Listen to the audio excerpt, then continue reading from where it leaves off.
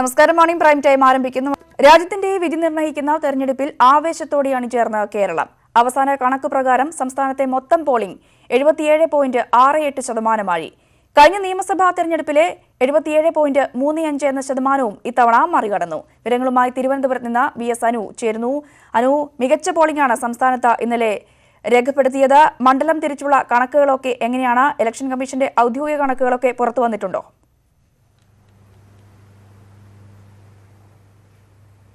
Ranjini, election കമ്മീഷന്റെ ഔദ്യോഗിക കണക്കാണ് ഇപ്പോൾ പുറത്തു വന്നിരിക്കുന്നത്. ഏറ്റവും പുതിയ വിവരങ്ങൾ, അത് രാത്രിയും പല ബൂത്തുകളിലും വോട്ടെടുപ്പ് തുടരുന്ന സ്ഥിതി ഉണ്ടായിരുന്നു. അതിനുശേഷം മൊത്തത്തിലുള്ള ഒരു കണക്കാണ് ഇപ്പോൾ വന്നിരിക്കുന്നത്. ഇത് പ്രകാരം സംസ്ഥാനത്തൊട്ടാകെ 77.68% എന്ന വലിയ ഒരു പോളിംഗിലേക്ക് എത്തിയിരിക്കുന്നു. ഇന്നലെ വൈകിട്ട് 73 കഴിഞ്ഞ 2000 തൊട്ടു മുമ്പുള്ള ലോക്സഭാ തെരഞ്ഞെടുപ്പിലുണ്ടായിരുന്ന 73.94 എന്ന പോളിംഗിനേക്കാൾ വലിയ ഒരു ശതമാനത്തിലേക്ക്, ഏതാണ്ട് 4% ഒരു വർധനവ് ഇപ്പോൾ 2019 ഉണ്ടായിരിക്കുന്നു. ഈ കണക്ക് പ്രകാരം തിരുവനന്തപുരത്ത് 73.45%, ആറ്റിങ്ങലിൽ 74.23%, കൊല്ലത്ത് 74.36% എന്നിങ്ങനെ വലിയ ഒരു കണക്കാണ് ഇപ്പോൾ ഔദ്യോഗികമായി പുറത്തു വന്നിരിക്കുന്നത്. ഏറ്റവും കൂടുതൽ വോട്ട് നടന്നത് കണ്ണൂരാണ്. കണ്ണൂരിൽ 83.05% വോട്ടെടുപ്പ് ഉണ്ടായി. മാത്രമല്ല തൊട്ടടുത്ത് വടകര മണ്ഡലത്തിലും 82.48% പോളിംഗ് നടന്നു. ഇത്തരത്തിൽ സംസ്ഥാനത്തൊട്ടാകെ ഒരു വലിയ ഒരു പോളിംഗ് ശതമാനത്തിന് വർധനവ് കഴിഞ്ഞ ലോക്സഭാ തെരഞ്ഞെടുപ്പിൽ നിന്നും നമുക്ക് കാണാൻ കഴിയുന്നതാണ്. ഏറ്റവും പ്രധാനപ്പെട്ട കാര്യം, തിരുവനന്തപുരം, പത്തനംതിട്ട അടക്കമുള്ള ശബരിമല പ്രധാന പ്രചരണ വിഷയമാക്കിയ മണ്ഡലങ്ങളിലും പോളിംഗ് ശതമാനം വലിയ തരത്തിൽ ഉയർന്നിട്ടുണ്ട്. ഇത് ഏതെങ്കിലും തരത്തിലുള്ള ഒരു ധ്രുവീകരണത്തിന് വഴിയൊരുക്കിയോ എന്ന ആശങ്ക ഇടത് വലത് മുന്നണികൾക്കുണ്ട്. കഴിഞ്ഞ ദിവസം തന്നെ BJP നേതാക്കൾ പറയുന്നത് ഇതൊരു ഒരു ഹിന്ദു കൺസോൾട്ടേഷൻ ഉണ്ടായിരിക്കുന്നു. ശബരിമല വിഷയത്തിലടക്കം പ്രതിപക്ഷത്തിന്റെ പ്രവർത്തനങ്ങൾക്ക് എതിരെ ഒരു ജനരോഷം ഉണ്ടായിരിക്കും. ഇത് തങ്ങൾക്ക് അനുകൂലമാകും എന്ന ഒരു വിലയിരുത്തലാണ് BJPക്കുള്ളത്. എന്നാൽ കാലാകാലങ്ങളായി പോളിംഗ് ശതമാനം വർദ്ധിക്കുന്നത് UDFന് അനുകൂലമാകുമെന്ന് കോൺഗ്രസ് നേതാക്കളും വിലയിരുത്തുന്നു. അതേസമയം അതുപോലെ തന്നെ CPM നേതാക്കളും പറയുന്നത് വർഗീയതയ്ക്കെതിരെ വലിയ ഒരു പോളിംഗ് ഉണ്ടായിരിക്കുന്നു. വർഗീയതയ്ക്കെതിരെ, വികസനത്തിന് വേണ്ടി, സർക്കാരിന്റെ ഭരണ തുടർച്ചയ്ക്ക് വേണ്ടിയിട്ട് ഒക്കെ ഒരു സർക്കാരിന്റെ ഇടത് ഭരണത്തിന് ഒരു വിലയിരുത്തുന്ന രീതിയിലേക്ക് ഒരു പോളിംഗ് ഉണ്ടായിരിക്കുന്നു. ഇത്തരത്തിൽ മുന്നണികളൊക്കെ തന്നെ പോളിംഗ് ശതമാനം വർദ്ധിച്ചത് അനുകൂലമാണെന്ന് പറയുമ്പോൾ തന്നെ ഇത് ഏതെങ്കിലും തരത്തിൽ തങ്ങളെ ബാധിക്കുമോ എന്ന ഒരു ആശങ്കയും മുന്നണികൾക്കുണ്ട്, പ്രത്യേകിച്ച് തിരുവനന്തപുരം, പത്തനംതിട്ട പോലുള്ള മണ്ഡലങ്ങളിൽ. രഞ്ജിനി,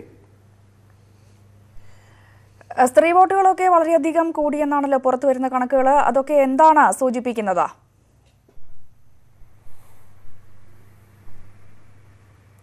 തീർച്ചയായും സ്ത്രീ വോട്ടുകൾ, ന്യൂനപക്ഷ വോട്ടുകൾ എല്ലാം തന്നെ ഇത്തവണ വലിയ തോതിൽ കൂടിയിട്ട് നമുക്ക് തിരുവനന്തപുരത്തെ തീരദേശ മേഖലയിൽ അടക്കമുള്ള ഭീമാപള്ളി അടക്കമുള്ള പ്രദേശങ്ങളിലെ വോട്ടിംഗ് ഇന്നലെ കണ്ട നീണ്ട നിര ഇക്കാര്യത്തിൽ വ്യക്തമാക്കുന്നതാണ്. വലിയൊരു പോളിംഗ് ശതമാനം തന്നെ ഉണ്ടായിരിക്കുന്നു. സ്ത്രീകളും ന്യൂനപക്ഷങ്ങളും വലിയൊരു തരത്തിൽ വോട്ട് ചെയ്തിരിക്കുന്നു. രാഹുൽ ഗാന്ധി മത്സരിക്കുന്ന വയനാട് പോലെ 80% മുകളിലേക്ക് പോളിംഗ് എത്തിയിരിക്കുന്നു. ഇതൊക്കെ തന്നെ അനുകൂലമാണെന്ന് UDFും LDFും BJP ഒരുപോലെ വാദിക്കുന്നുണ്ട്. എന്നാൽ കൃത്യമായ കണക്ക് കൂട്ടലുകൾ ഇന്ന് രാവിലെ മുതൽ തന്നെ രാഷ്ട്രീയ നേതാക്കൾ സജീവമാണ്. ബൂത്ത് അടിസ്ഥാനത്തിലുള്ള കണക്കെടുക്കലാണ് ഇപ്പോൾ ഈ സ്ഥാനാർത്ഥികൾ ഉൾപ്പെടെയുള്ള രാഷ്ട്രീയ നേതാക്കൾ ചെയ്യുന്നത്.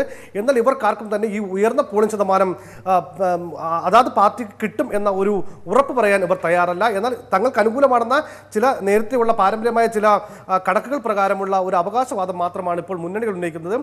ഏതായിരുന്നാലും ശബരിമല അടക്കമുള്ള വിഷയങ്ങൾ ഉയർത്തിക്കാട്ടിയ പത്തനംതിട്ടയിലും തിരുവനന്തപുരത്തും വോട്ടിംഗ് ശതമാനം കൂട്ടിയത് അനുകൂലമാണെന്ന് BJP വാദിക്കും, അതുപോലെ തന്നെ UDFും വാദിക്കുന്നു എന്നുള്ളതാണ് ഏറെ പ്രസക്തം. രഞ്ജിനി, തീർച്ചയായും അനു സൂചിപ്പിച്ച പോലെ പത്തനംതിട്ടയിലടക്കം 8% വർധനമാണ് ഉണ്ടായിരിക്കുന്നത്. 10 ലക്ഷത്തിലധികം വോട്ടർമാർ ഇത്തവണ പോളിംഗ് ബൂത്തിലെത്തി എന്നെല്ലാം കണക്കുകൂട്ടൽ എല്ലാം പുറത്തു വരുന്നു. ശബരിമല ഏറ്റവും അധികം പ്രചാരണ വിഷയമായ ഒരു മണ്ഡലം കൂടിയാണ് പത്തനംതിട്ട. അതുതന്നെ വോട്ടായി മാറിയെന്ന് വേണോ ഇവിടെ പ്രതീക്ഷിക്കാൻ?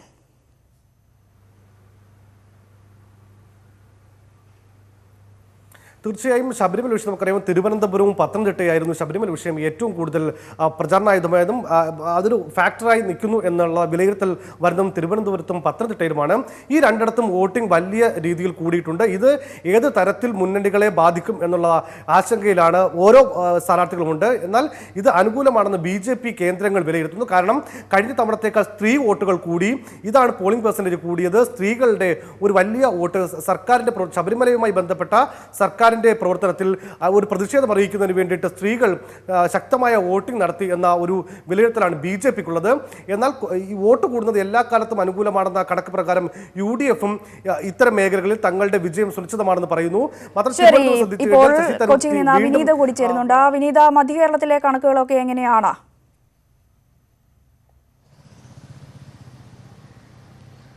തീർച്ചയായും മധ്യകേരളത്തിലും കഴിഞ്ഞ തവണത്തേക്കാൾ വലിയ ഒരു പോളിംഗ് ശതമാനം തന്നെയാണ് നിലനിൽക്കുന്നത്. ഒരുപക്ഷെ കഴിഞ്ഞ തവണ 70% താഴെയായിരുന്നു മണ്ഡലങ്ങളിലെ പോളിംഗ് ശതമാനമെങ്കിൽ ഇത്തവണ ചാലക്കുടിയിൽ ഉൾപ്പെടെ 82%, 80%-ന് മുകളിലേക്ക് പോകുന്നൊരു അവസ്ഥ തന്നെയാണ് ഉള്ളത്.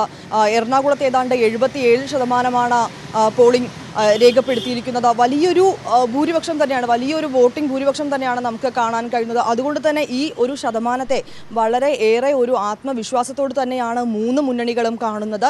UDF-ന്റെ ഭാഗത്ത് നിന്ന് പറയുകയാണെങ്കിൽ ഇത്തരത്തിൽ വലിയൊരു ഭൂരിപക്ഷം ഉണ്ടായത് രാഹുൽ തരംഗം ആണ് ഇത് സൂചിപ്പിക്കുന്നതെന്ന ഒരു വിശ്വാസത്തിൽ തന്നെയാണ് UDF ഉള്ളത്. അതേസമയം ഈ പെട്ടികളിലായിരിക്കുന്ന വോട്ടുകളെല്ലാം തന്നെ ഇടതുപക്ഷത്തെ പിന്തുണയ്ക്കുന്നതാണ് എന്നൊരു ആത്മവിശ്വാസത്തിൽ തന്നെയാണ് ഇടതുപക്ഷവും ഉള്ളത്. അതേസമയം ഈ ശബരിമല വിഷയത്തെ ഉൾപ്പെടുത്തിക്കൊണ്ട്, ശബരിമല വിഷയങ്ങളെ പോലുള്ള നിരവധി പ്രശ്നങ്ങളെയൊക്കെ ചൂണ്ടിക്കാട്ടിക്കൊണ്ട് ഈ തെരഞ്ഞെടുപ്പിൽ വലിയ ഒരു ഭൂരിപക്ഷം അല്ലെങ്കിൽ ഇത്തരത്തിൽ ഒരു NDAക്ക് ഒരു സീറ്റ് ഉണ്ടാകുന്ന തരത്തിലേക്കുള്ള ഒരു സാഹചര്യം അനുകൂലമാകുന്നു എന്ന തരത്തിൽ തന്നെയാണ് NDAയും പറയുന്നത്. വളരെയേറെ ഒരു ആത്മവിശ്വാസത്തോടും പ്രതീക്ഷയോടുകൂടി തന്നെയാണ് മൂന്ന് മുന്നണികളും ഈ ഒരു തെരഞ്ഞെടുപ്പിനെ കാണുന്നത്. എറണാകുളത്തെ ഏതാണ്ട് കഴിഞ്ഞ വർഷം നോക്കുകയാണെങ്കിൽ 70% താഴെയായിരുന്നു ഒരുപക്ഷെ കഴിഞ്ഞ തവണത്തെ പോളിംഗ്. ഇത്തവണ അത് 77% ചാലക്കുടിയിൽ ഏതാണ്ട് 80%-ഓളം എത്തി നിൽക്കുന്ന ഒരു അവസ്ഥയാണ് ഉള്ളത്. കണക്ക് പ്രകാരം സംസ്ഥാനത്തെ മൊത്തം പോളിംഗ് 77.68%. കഴിഞ്ഞ നിയമസഭാ തെരഞ്ഞെടുപ്പിലെ 77.35 എന്ന ശതമാനവും ഇത്തവണ മറികടന്നിരിക്കുന്നു. വിശദാംശങ്ങളാണ് തിരുവനന്തപുരത്ത് നിന്ന് VS അനുവും കൊച്ചിയിൽ നിന്ന് വിനീത വിജിയും നൽകിയത്. വോട്ടിംഗ് ശതമാനത്തിലെ വർധനവിൽ മൂന്ന് മുന്നണികൾക്കും ഒരുപോലെ പ്രതീക്ഷ. BJP വിരുദ്ധ വോട്ടുകൾ സ്വന്തം പെട്ടിയിൽ വീണിട്ടുണ്ടാകുമെന്ന ഇടതു വലത് മുന്നണികൾ കണക്കുകൂട്ടുന്നു. ഹിന്ദു വോട്ടുകളുടെ ധ്രുവീകരണമാണ് വോട്ടിംഗ് ശതമാനം ഉയർത്തിയത് എന്നാണ് BJP അവകാശവാദം. അവകാശവാദം ഉന്നയിക്കുമ്പോഴും വോട്ടിംഗ് ശതമാനത്തിലെ വർധനവ് ആരെ തുണയ്ക്കുമെന്ന ആശങ്ക മൂന്ന് മുന്നണികൾക്കുമുണ്ട്. സ്ത്രീകളും ചെറുപ്പക്കാരും കൂടുതലായി ബൂത്തിലെത്തിയതിനു പിന്നിലെ രാഷ്ട്രീയ രസതന്ത്രമാണ് മുന്നണികളെ കുഴയ്ക്കുന്ന ഘടകം. കേന്ദ്രത്തിൽ BJP ഭരണം തടയണമെന്ന് ആഗ്രഹിക്കുന്ന വലിയൊരു വിഭാഗം വോട്ടർമാരിൽ കണ്ണുവച്ചായിരുന്നു ഇടതു വലത് മുന്നണികളുടെ പ്രവർത്തനം. പോളിംഗ് ശതമാനം കൂടിയതിന് കാരണം ഇതാണെന്ന് ഉറപ്പിക്കുമ്പോഴും BJP വിരുദ്ധ വോട്ടുകൾ ആരെയാണ് തുണച്ചിട്ടുണ്ടാവുക എന്ന ആശങ്ക ഇടതു വലത് മുന്നണികൾക്ക് ഒരുപോലെയുണ്ട്. വർഗീയതയ്ക്കെതിരായ പോരാട്ടത്തിൽ മതന്യൂനപക്ഷങ്ങൾക്ക് കോൺഗ്രസിനേക്കാൾ വിശ്വാസം ഇടതുമുന്നണിയാണെന്നും ഈ വോട്ടുകൾ തുണയ്ക്കുമെന്നും ഇടതുപക്ഷം കണക്കുകൂട്ടുന്നു. ചെറുപ്പക്കാർ കൂടുതലായി വോട്ട് ചെയ്യാനെത്തിയതിലും CPM പ്രതീക്ഷ വയ്ക്കുന്നു. രാഹുൽ ഗാന്ധിയുടെ വരവോടെ ന്യൂനപക്ഷ മതവിഭാഗങ്ങളുടേതടക്കം BJP വിരുദ്ധ വോട്ടുകൾ തരംഗമായി തന്നെ തുണയ്ക്കുമെന്ന പ്രതീക്ഷയിലാണ് UDF. ശബരിമല വിഷയത്തിൽ ഒരു വിഭാഗം വിശ്വാസികളുടെ വികാരം പോളിംഗ് ശതമാനം ഉയരാനുള്ള ഒരു കാരണമായി കോൺഗ്രസും BJPയും കാണുന്നു. ഈ അധിക വോട്ടുകൾ സ്വന്തം പെട്ടിയിൽ വീണിട്ടുണ്ടാവുമെന്നാണ് ഇരുകൂട്ടരും ഉറപ്പിക്കുന്നത്. ഇക്കുറി ഹിന്ദു വോട്ടുകളിൽ വലിയ തോതിൽ ഏകീകരണം ഉണ്ടായിട്ടുണ്ടെന്ന പല മണ്ഡലങ്ങളിലെയും കണക്ക് നിരത്തി BJP അവകാശപ്പെടുന്നു. വെട്ടിയും തിരുത്തിയും കണക്ക് കൂട്ടാൻ മുന്നണികൾക്ക് മുന്നിൽ കൃത്യം ഒരു മാസം കൂടിയുണ്ട്. ആരുടെ കണക്കാണ് ശരിയായെന്നറിയാൻ മെയ് 23 വരെ കാക്കേണ്ടി വരും. Kiran Babu, political bureau, news 18.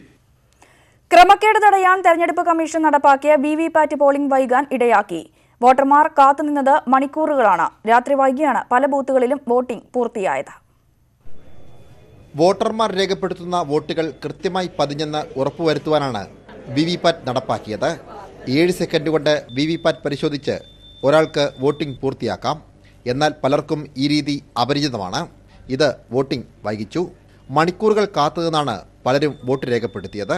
കുറച്ച് നേരം വെക്കെ അയക്കുന്നു, ഒരു മണിക്കൂറോളം നമ്മളിവിടെ ഇരുന്നിക്കണ്.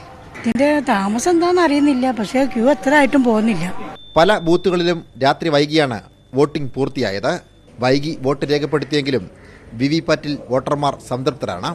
ഇത് നല്ലതാണല്ലോ ചെയ്യണത്, വൈകിട്ടാണെങ്കിലും. കോഴിക്കോട് മണ്ഡലത്തിലെ കായണ്ണ 46 നമ്പർ ബൂത്തിൽ രാത്രി 11 മണിക്കാണ് വോട്ടിംഗ് പൂർത്തിയാക്കിയത്. ഈ ബൂത്തിൽ 1310 വോട്ടർമാരാണ് ഉണ്ടായിരുന്നത്.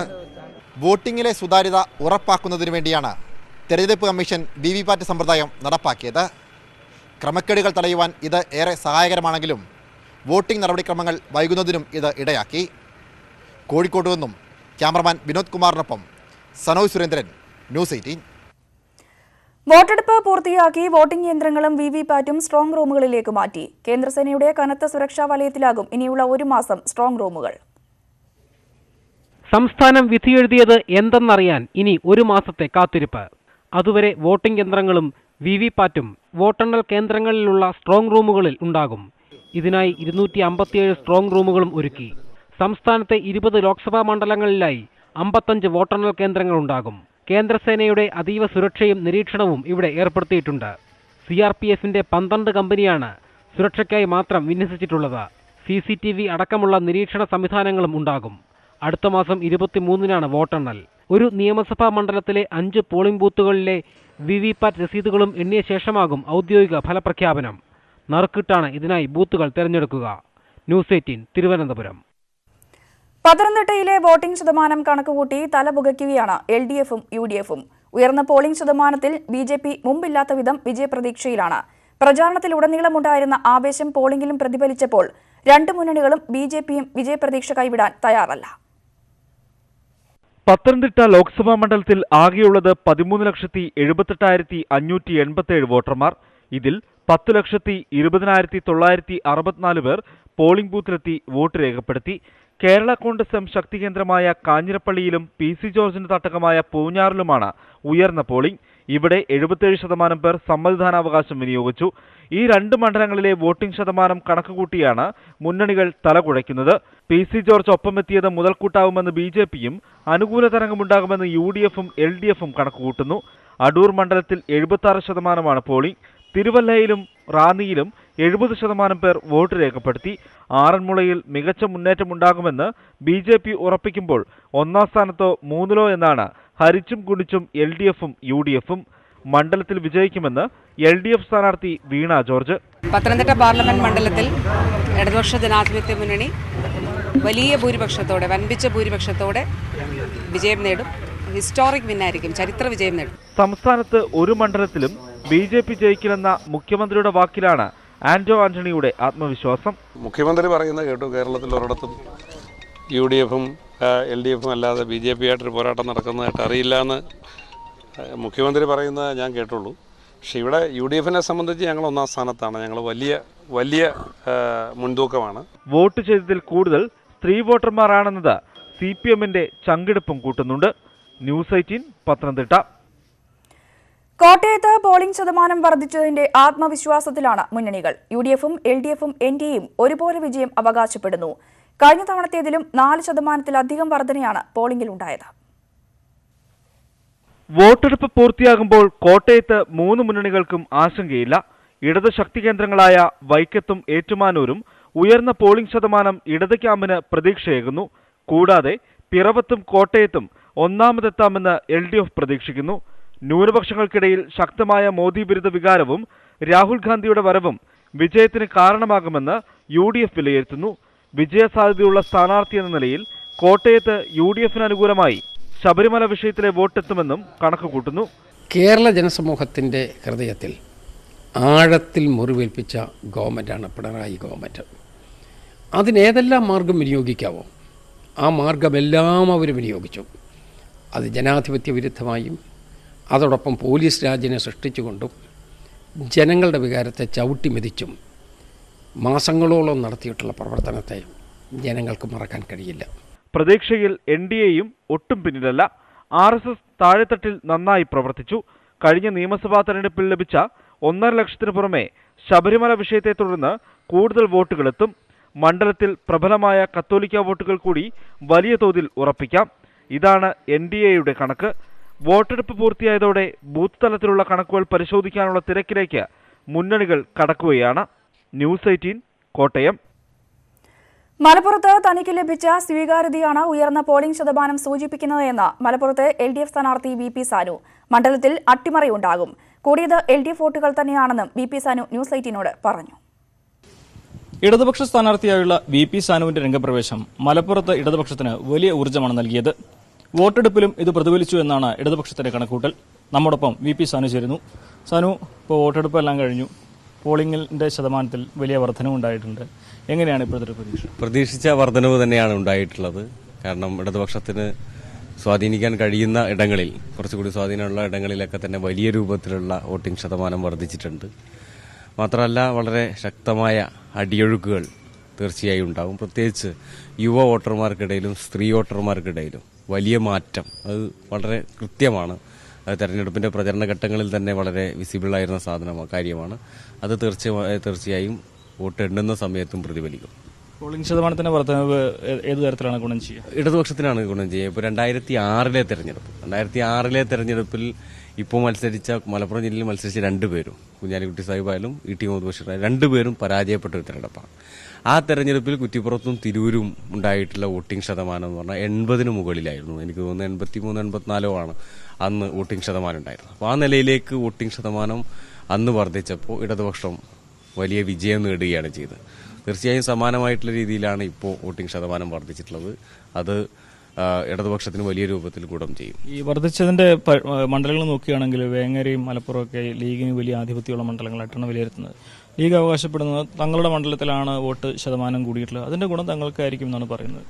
പക്ഷെ അവർ പോലും സമ്മതിക്കുന്ന വലിയൊരു കാര്യം, ഇപ്പോൾ അവസാന ഘട്ടത്തിലേക്ക് എത്തുന്ന സമയത്ത് അവരിൽ പലരും തന്നെ ഇത് അട്ടിമറിച്ചേക്കാം എന്നുള്ള നിലയിലേക്ക് എത്തുന്ന സ്ഥിതി ഉണ്ടായിട്ടുണ്ട്. അവരുടെ സ്ഥിരമായി കിട്ടുന്ന വോട്ടുകൾ പോലും ഇത്തവണ ഇടതുപക്ഷത്തിന് അനുകൂലമായി പോൾ ചെയ്തിട്ടുണ്ട്. അതാണ് ഞാൻ നേരത്തെ സൂചിപ്പിച്ച അടിയൊഴുക്കുകൾ വളരെ ശക്തമാണ്. പ്രത്യേകിച്ച് സ്ത്രീകളുടെ ഭാഗത്തു നിന്നുള്ള വോട്ടുകൾ. എന്തെല്ലാം അടിയൊഴുക്കാണ്? ഒന്ന്, സ്ത്രീകളുടെ മുസ്ലിം ലീഗിന്റെ പരമ്പരാഗത കുടുംബങ്ങളിൽ നിന്ന് പോലും സ്ത്രീകളുടെ വോട്ട് ഇടതുപക്ഷത്തിന് അനുകൂലമായി വരും. മാത്രമല്ല സ്ഥിരമായി വോട്ട് ചെയ്യാതെ ഇരുന്ന, അല്ലെങ്കിൽ പല തെരഞ്ഞെടുപ്പുകളിലും പ്രത്യേകിച്ച് ലോക്സഭാ തെരഞ്ഞെടുപ്പുകളിൽ വോട്ട് ചെയ്യാതെ ഇരുന്നിരുന്ന ഒരു വലിയ വിഭാഗം ഇത്തവണ വോട്ട് ചെയ്യാൻ വേണ്ടി എത്തിയിട്ടുണ്ട്.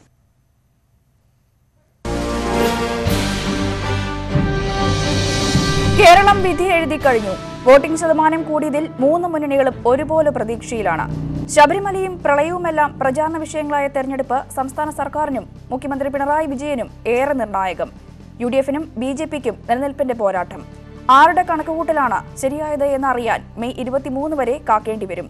പോളിംഗ് ശതമാനം കൂടിയത് ആരെ തുണയ്ക്കും? ഈ വിഷയത്തിൽ പ്രേക്ഷകർക്കും പ്രതികരിക്കാം. രാവിലെ 7:30 മുതൽ 7:45 വരെ. വിളിക്കേണ്ട നമ്പർ 0471 661 5881.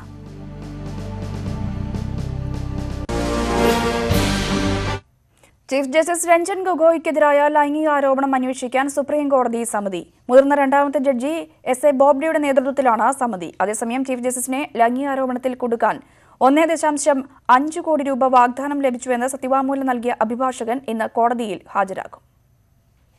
ചീഫ് ജസ്റ്റിസിനെതിരെ ഉയർന്ന ലൈംഗികാരോപണം അന്വേഷിക്കാൻ പ്രത്യേക സമിതി വേണമെന്ന ആവശ്യം നിയമവൃത്തങ്ങളിൽ സജീവമായതോടെയാണ് അന്വേഷിക്കാൻ സുപ്രീം കോടതി സമിതിയെ നിയോഗിക്കാനുള്ള തീരുമാനം. സുപ്രീം കോടതിയിലെ മുതിർന്ന രണ്ടാമത്തെ ജഡ്ജിയായ SA ബോബ്ഡെയുടെ നേതൃത്വത്തിലാണ് സമിതി. ബോബ്ഡെയെ കൂടാതെ ജസ്റ്റിസുമാരായ NV രമണ, ഇന്ദിരാ ബാനർജി എന്നിവരും സമിതിയിൽ അംഗങ്ങളാണ്. മുതിർന്ന മൂന്നാമത്തെ ജഡ്ജി എന്ന പരിഗണനയിലാണ് NV രമണയെ സമിതിയിൽ അംഗമാക്കിയപ്പോൾ സ്ത്രീ പ്രാതിനിധ്യം ഉറപ്പാക്കാൻ വേണ്ടിയാണ് ഇന്ദിരാ ബാനർജിയെ സമിതിയിൽ ഉൾപ്പെടുത്തിയത്. ആഭ്യന്തര അന്വേഷണത്തിനാണ് സമിതി നേതൃത്വം നൽകുക. പരാതിക്കാരിയുടെ മൊഴിയെടുക്കുന്നതുൾപ്പെടെയുള്ള കാര്യത്തിൽ സമിതി തീരുമാനമെടുക്കും. അതേസമയം ചീഫ് ജസ്റ്റിസിനെ ലൈംഗികാരോപണത്തിൽ കുടുക്കാൻ 1.5 കോടി രൂപ വാഗ്ദാനം ലഭിച്ചെന്ന് സത്യവാങ്മൂലം നൽകിയ അഭിഭാഷകൻ ഉത്സവ് സിംഗ് ഇന്ന് കോടതിയിൽ ഹാജരാവും. ഉത്സവ് സിംഗ് ഹാജരാകാത്തതിനെ തുടർന്ന് കേസ് പരിഗണിക്കുന്നത് കഴിഞ്ഞ ദിവസം മാറ്റിയിരുന്നു. ചീഫ് ജസ്റ്റിസിനെ കുടുക്കാൻ ശ്രമിക്കുന്നതിൽ ജഡ്ജിമാർക്കും പങ്കുണ്ടെന്ന സത്യവാങ്മൂലത്തിലെ പരാമർശവും അഭിഭാഷകൻ വിശദീകരിക്കും. ന്യൂസ് 18 ഡൽഹി. ലൈംഗികാരോപണത്തിൽ പരമോന്നത നീതിപീഠം പ്രതിക്കൂട്ടിലാണ്. വിശ്വാസ്യത നഷ്ടപ്പെടുന്ന സാഹചര്യം ഉണ്ടായിക്കൂടാ എന്ന് ജനകോടികൾ ആഗ്രഹിക്കുന്നു. സംശുദ്ധി തെളിയിക്കേണ്ടതുണ്ട്. അതിന് തേടേണ്ടതും നീതിയുടെ മാർഗം. ആരോപണം ഉന്നയിച്ചവർക്കും അത് തെളിയിക്കാൻ ബാധ്യസ്ഥതയുണ്ട്. അജണ്ട ചോദിക്കുന്നത് ഇതാണ്: സത്യം തെളിയണം. ആരോപണങ്ങളിലെ വാസ്തവം അറിയാൻ ജനത്തിനും അവകാശമില്ലേ?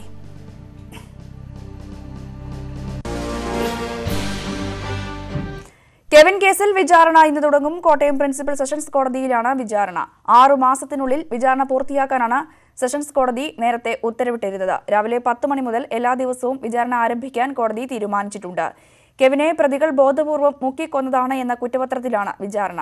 കഴിഞ്ഞ മെയ് 26-ാം തീയതിയാണ് കേസിനാസ്പദമായ സംഭവം നടന്നത്. യാത്രക്കാരെ മർദ്ദിച്ച കേസിൽ അറസ്റ്റിലായ കല്ലട ബസ്സിലെ 7 ജീവനക്കാരെ റിമാൻഡ് ചെയ്തു. വധശ്രമം, മോഷണം അടക്കമുള്ള കുറ്റങ്ങളാണ് പ്രതികൾക്കെതിരെ ചുമത്തിയിരിക്കുന്നത്. ബസ് കമ്പനി ഉടമ സുരേഷ് ഇന്ന് പോലീസിന് മുമ്പാകെ ഹാജരായേക്കും. യാത്രക്കാരെ മർദ്ദിച്ച 7 ജീവനക്കാരെയാണ് പോലീസ് കസ്റ്റഡിയിലെടുത്തത്. ബസ്സിലെയും വൈറ്റില ഓഫീസിലെയും ജീവനക്കാർ ഇക്കൂട്ടത്തിലുണ്ട്. കോടതിയിൽ ഹാജരാക്കിയ പ്രതികളെ റിമാൻഡ് ചെയ്തു. ഇവരെ എറണാകുളം സബ് ജയിലിലേക്ക് മാറ്റി. മോഷണം, വധശ്രമം അടക്കമുള്ള ഗൗരവമുള്ള കുറ്റങ്ങളാണ് പ്രതികൾക്കെതിരെ ചുമത്തിയിരിക്കുന്നത്. ബസ്സുടമ സുരേഷ് കല്ലട ചോദ്യം ചെയ്യലിന് ഹാജരാവണമെന്നാവശ്യപ്പെട്ട് പോലീസ് നോട്ടീസ് നൽകിയിരുന്നു. ഇയാളിന്ന് കൊച്ചി സിറ്റി പോലീസ് കമ്മീഷണർ മുമ്പാകെ എത്തിയേക്കും എന്നാണ് സൂചന. കല്ലടയ്ക്കെതിരായി നിയമ നടപടികൾ ആരംഭിച്ചതിന് പിന്നാലെ ബസ് ജീവനക്കാരിൽ നിന്ന് നേരിടേണ്ടി വന്ന തിക്താനുഭവങ്ങൾ വ്യക്തമാക്കി നിരവധി പേരാണ് സമൂഹ മാധ്യമങ്ങളിലൂടെ രംഗത്ത് വന്നത്. കഴിഞ്ഞ ദിവസം തിരുവനന്തപുരത്ത് നിന്നും ബംഗളൂരുവിലേക്കുള്ള യാത്രക്കിടെയാണ് ജീവനക്കാർ യാത്രക്കാരെ മർദ്ദിച്ചത്. സാങ്കേതിക തകരാറുകളെ തുടർന്ന് ഹരിപ്പാട് വണ്ടി മണിക്കൂറുകളോളം നിർത്തിയിട്ടത് ചോദ്യം ചെയ്തതിനായിരുന്നു പ്രകോപനം. വാഹനം കൊച്ചി വൈറ്റിലയിലെത്തിയപ്പോൾ ജീവനക്കാർ യാത്രക്കാരെ മർദ്ദിക്കുകയായിരുന്നു. ന്യൂസ് 18 കൊച്ചി. കല്ലടയ്ക്കെതിരായി നിയമ നടപടികൾ ആരംഭിച്ചതിനു പിന്നാലെ ബസ് ജീവനക്കാരിൽ നിന്നും നേരിടേണ്ടി വന്ന തിക്താനുഭവങ്ങൾ വ്യക്തമാക്കി നിരവധി പേരാണ് സമൂഹമാധ്യമങ്ങളിലൂടെ രംഗത്തെത്തുന്നത്. സ്വകാര്യ ബസ്സുകളുടെ നിയമവിരുദ്ധ നടപടികൾക്കെതിരെ പ്രതിഷേധം തുടരുകയാണ്. പെർമിറ്റില്ലാതെയുള്ള സർവീസും ചരക്ക് കടത്തും അടക്കം നിരവധി നിയമലംഘനങ്ങളാണ് ബസ് മാഫിയ നടത്തുന്നത്. ഇതിനു പുറമെയാണ് സീസണുകളിൽ തുക 3-4 ഇരട്ടിയാക്കിയുള്ള ചൂഷണം. മറ്റൊരു മാർഗവുമില്ലാതെ മലയാളികളെ ചൂഷണം ചെയ്യുന്ന ബസ് മാഫിയെക്കുറിച്ച് ഇന്നും ഇന്നലെയുമല്ല പരാതികൾ വന്നു തുടങ്ങിയത്. കേരളത്തിന് അനുവദിച്ച തിരുവനന്തപുരം ബാംഗ്ലൂർ ട്രെയിൻ പോലും റദ്ദാക്കാൻ മാത്രം സ്വാധീനമുള്ളവരാണ് ഇവർ. ന്യൂസ് അജണ്ട ചോദിക്കുന്നു, അന്തർ സംസ്ഥാന ബസ് മാഫിയെ ആര് നിയന്ത്രിക്കും?